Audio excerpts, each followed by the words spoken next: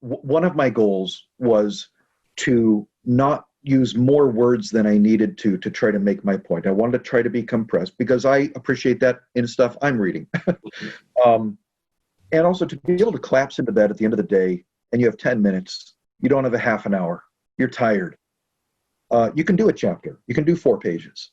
Yeah. And I basically, when I pitched it to Crossway, I said, what I'd like to do, honestly, guys, is write the book I would most enjoy reading. And that's the kind of book I most enjoy reading.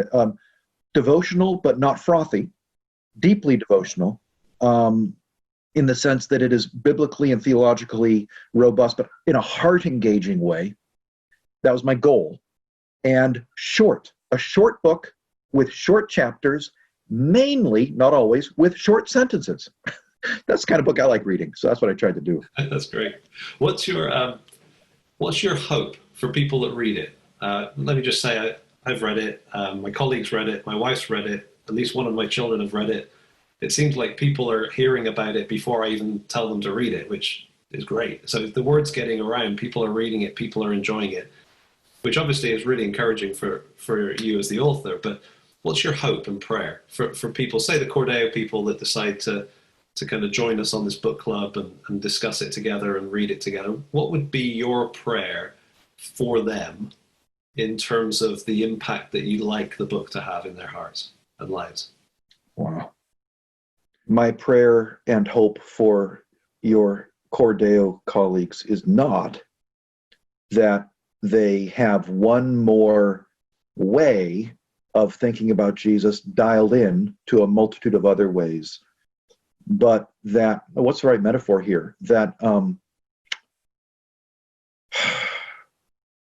that the pent-up river, gorging, dammed up, would get burst open of the heart of Christ and flood down onto them. I guess that something like that. That they would have the experience that I've been having under the tutelage of Thomas Goodwin, of saying, "Oh my goodness, wow! I was a Christian before, but I think now I can really enjoy being a Christian. If this is what the Savior is like." To answer your question, and probably to cause you cringe at my audacity, what I actually am praying for more broadly is for 1 million copies of the book to be in the world as one catalyst of a third great awakening. Because I think that is what we need. I think that's what the world is poised for, not just the West, but the world. And actually, thou art coming to a king, large petitions with thee bring, Newton wrote. So I don't want to offend God with small Dane-sized prayers.